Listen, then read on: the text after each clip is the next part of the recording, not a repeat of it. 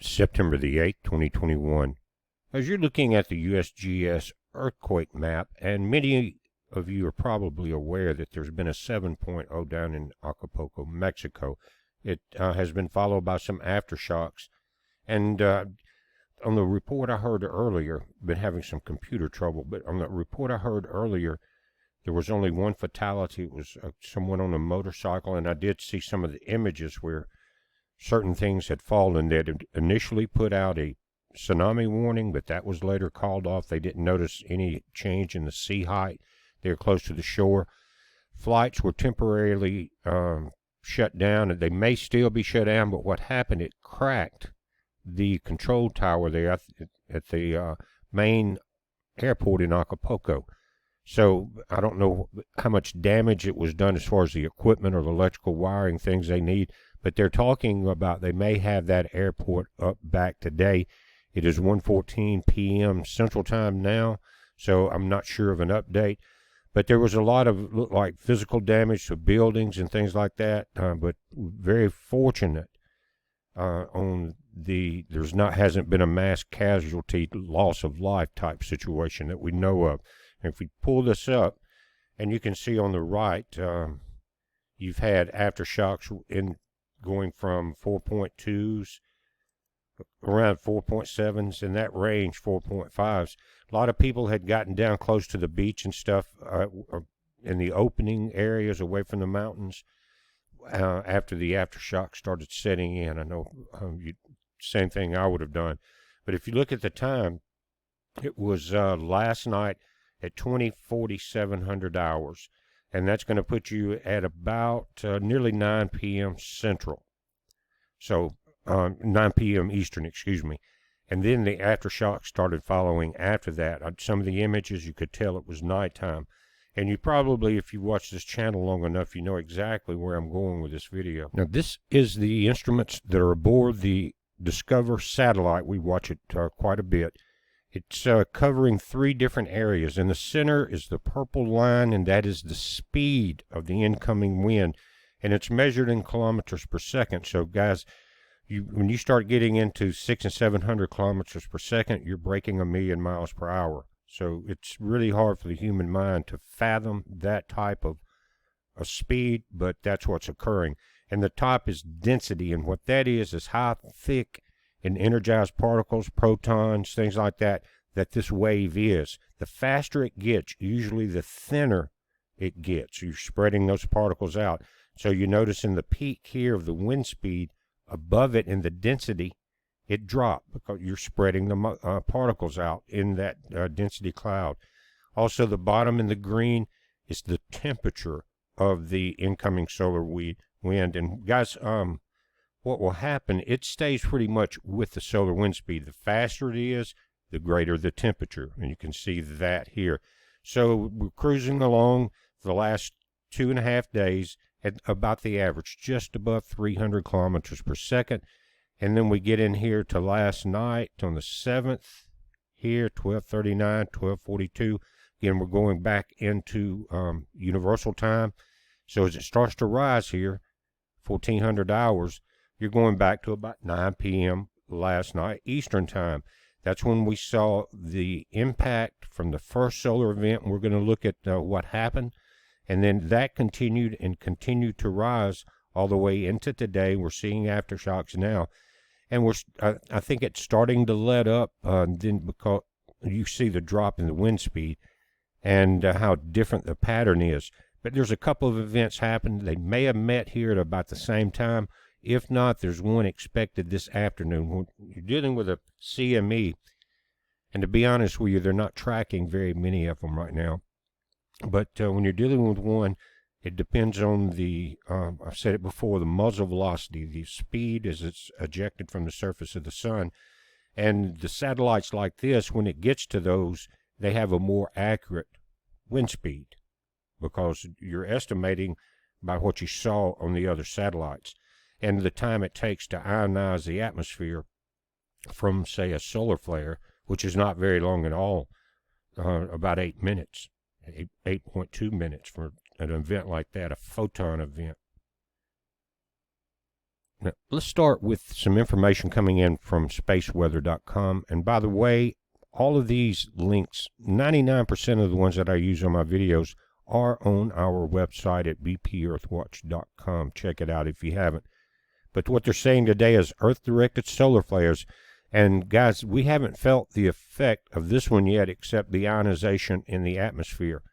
Then you have a CME that can take 48 hours to hit the Earth, coming at 1 AU, which is 93 million miles.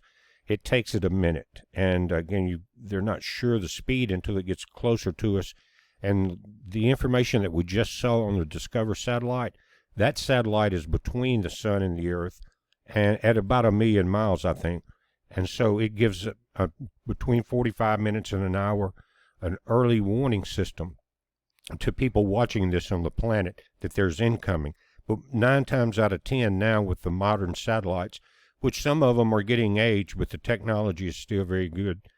When we're going to look at a couple of those in this video, the Solar Dynamics Observatory and SOHO with the LASCO C2 and C3 cameras, they give us very clear images of events almost live as they're coming in from the sun. It takes a moment to get the information from the satellite back to Earth and get it processed, but it's as live as you're going to get. But it's enough time to give you a warning of incoming solar events. Now, we have the largest sunspot that we've had for years on the sun, and now we're getting into groups of 5 that are Earth-facing now.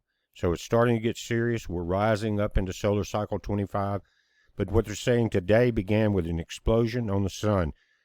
Just after Universal Time midnight on September the 8th, Sunspot AR2864 unleashed a C2-class solar flare.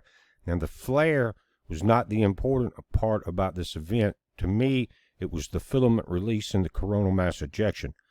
It said a pulse of UV radiation ionized Earth's atmosphere, briefly disturbing shortwave radio propagation around the Pacific Rim. The explosion might have hurled a CME into space. Confirmation is pending on fresh data from SOHO. We're going to look at that satellite. I looked at it earlier before I had computer problems, and you could see the event quite well there and on the Solar Dynamics Observatory. But I'm having to redo the entire video, but at least it's updated information. It says, update, make that 2 Earth-directed solar flares. Giant Sunspot AR2866 just produced a C8 class flare September today at 1736 UTC time. The explosion caused a brief shortwave blackout over the Americas. Stay tuned for updates and a possible CME. We're going to look at that. It takes them a good bit of time sometimes to get the information into the CME models, coronal mass ejection models. They're also, and we'll look at that, they're talking about an unexpected solar wind event last night that caused auroras. And guys, they're saying unexpected, and this is not directly from space weather, but the information's sent there and they gather it from other places. But they're saying it was an unexpected solar wind gust. But guys, if you pay attention to the sun, there's been just almost daily some type of small CME, small solar eruptions, small solar flares, filament releases, things like that. But it's saying, again, unexpected solar wind gust. A gust of solar wind hits Earth's magnetic field September 7th. The sharp uptick in solar wind speed was unexpected, arriving too soon to be a CME from the B7 class solar flare only 2 days ago. And that's what the CME tracker has been tracking, the B7, the last one. Now, unless it arrived early, it's still expected to come in today. It says it was only 2 days early, whatever it was, it made this happen. And that's right. This is coming in from Oulu, Finland. And Thomas Cast sent this in. He said, I woke up, looked outside, and that's what he saw. Nearly the whole sky was full of the auroras. Got the camera, ran into the front yard. This gust of solar wind was not as sharp as the CME they're talking about, but there's been minor releases, and there have been minor flares. But it did carry some slightly stronger than usual magnetic fields in its wake. You saw that on the solar wind speed chart. I'm switching to a different website called SolarHam, also linked on our website. And you can see this is called X-ray flux, and it measures solar flares. This is one of the things it does. Right here it said an update that they just had a new solar flare, and it's indicated here. In the X section here, that's where you're getting your really powerful X-ray flares. Your M class is the next highest. The C is below that. Then you have B and A's. And this one touched the top right here, almost went into the M class. And because, even though we're beginning solar cycle 25, I hate to keep bringing that up, our shields are not back, and it will be not back to full potential, and that would probably take another 4.5 years. But they will be strengthening as the sun strengthens, because that is where they get the energy. But if you notice here, the X flare or proton event, there's only a 1% chance of either of those happening. You get to the M flare section, like we just saw, there's C flare section, 75% of a repeat of this event, and in M flares, which is in the yellow box here, a 15% chance. And they're doing that they can see with the space instruments and get the readings from the satellites of what is going on there. Now first, let's look at LASCO C2. This is a satellite, has a couple of cameras on it. This is one of them. Most of you know what it is, but the disk that you see in the center is covering the sun so that you can see what's around it. You're not blinded by the glare. This goes back 4 days. Notice your timestamp at the bottom, and you can see there's been multiple events throughout there. So it's really, to me, I don't see how you can say it's unexpected that these events don't happen. It's a little harder to determine the impact because of the weakened shields. It's been that way for the last year or so.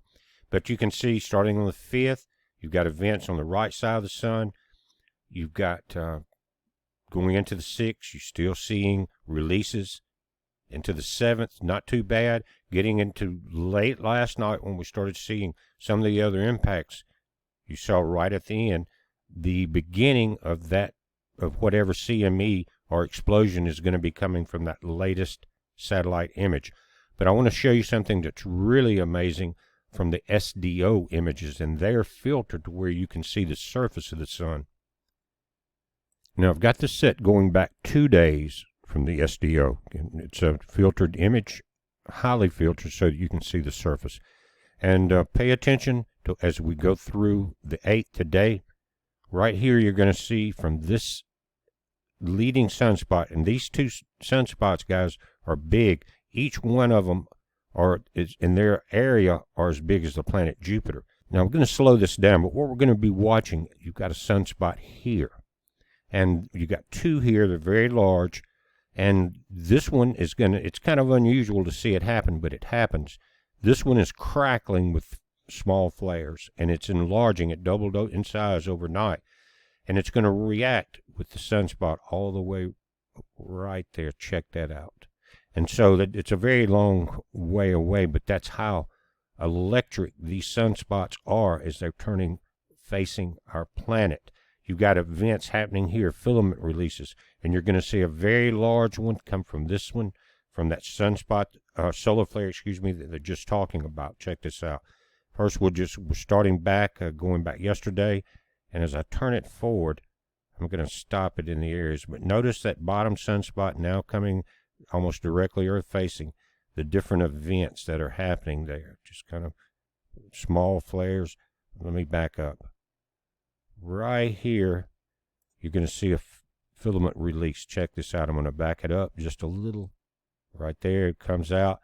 And as it flips upward, watch the reaction from the sunspot above it. Right there. And that was a full halo explosion. Let me back it up. Those can be dangerous. Now, we'll have to see what these CME trackers do about it, or what they say. But one thing that's possibly in our favor as we'll go through this, let me back it up, there, is that it is in the top right section of the sun, and it may go to the right of the Earth. That would be good. I'm going to play it all the way through. Again, you can see multiple events, but what we're going to do is go to the same satellite, has 12 cameras, and look at some higher filters, and you're going to see what's actually happening with these sunspots. Now, same satellite, different camera. This is called the HMI magnetogram, and you can see the size of these sunspots.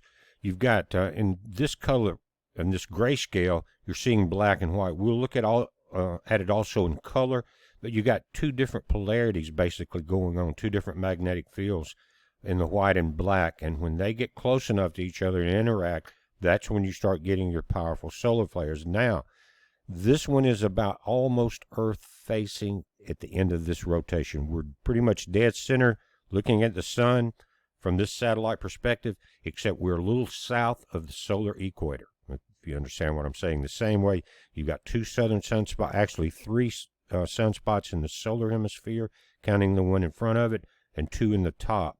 So it's not only the most sunspots of this cycle, also the largest. And here you have the colorized version with the filter showing you what we were looking at in black and white. In the red you have one polarity, in the blue you have another. Now these sunspots again have been increasing as they're turning Earth facing. We're going to have an alignment with between the Earth and Mercury coming up not too far away. And that's going to be interesting because I believe that the entire universe, if not all of the galaxies combined, are electric, and the magnetic charges are very obvious to me. When you see a comet react with the sun, and you see these solar flares react with our planet, it's pretty obvious. And so, as you line up the connectivity point, which with Mercury, and the connectivity point with Earth, when they start getting close together, and on the same side of the sun, you see an uptick in activity, and now the sun has already started that uptick because of the changing back into solar cycle 25. Check out these close-ups. Now these are the two that are now Earth facing, that are in the solar hemisphere of the sun. Red is one magnetic charge, blue is the other. Now this one looks more concerning because not only is the blue magnetic area closer to the red area, you can see that there's sections popping up getting closer. Check this out. Closer they get, the more active it becomes.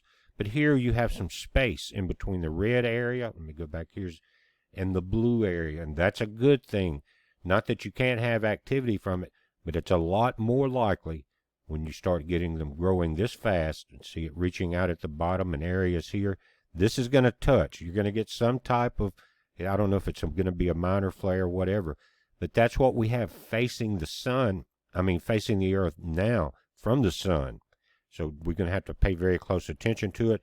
And we'll look at the CME models and see if they have picked up that release that we saw from that filament at the top right of the sun. Now looking at this, I can tell it's the same model that's been up a couple of days, and it could be the event that they're expecting later on. Because you notice coming around the sun, you have these red and yellow bands, and those are waves, basically, of solar energy. The redder they are, the more powerful they are. And we had one of those just come across the planet at the same time we had the Acapulco quake. And if you watch the event, this CME left the surface of the sun on the 6th. If you can pause it and check that hour. Right there you can see that's on the 7th, and it's halfway there. So about the 6th, this event happened, letting you know that they're not tracking the much larger CME that we saw eject from the top right of the sun. Now, space weather affects Earth's weather. So while we're here, let's take a look at the tropics. Larry in the center, still a 115-mile-per-hour storm, headed up towards St. John's. Still have a chance of development of the system off of Africa. More than likely, that will head into the North Atlantic. Our main concern now is in the Gulf of Mexico. It's gone from a 40 to a 50, now to a 60% chance throughout the day of development. Also, if you remember, what's now an orange cone, because it's 60% chance of development, is shortened. They're now expecting the storm to cross over the same areas that we were talking about, Florida and South Georgia, but not redevelop in the Atlantic, and that's the difference in the cone. What they're saying, again, 60% chance of cyclone formation. Showers and thunderstorms, and this is 2 p.m., which is an hour and 4 minutes ago. The showers and thunderstorms have become a little better organized today in association with a surface trough and an upper-level disturbance over the northeastern Gulf of Mexico. In addition, recent satellite-derived wind data indicate that a broad area of low pressure may be forming. And you can see that on the satellite images, and we will take a look at that.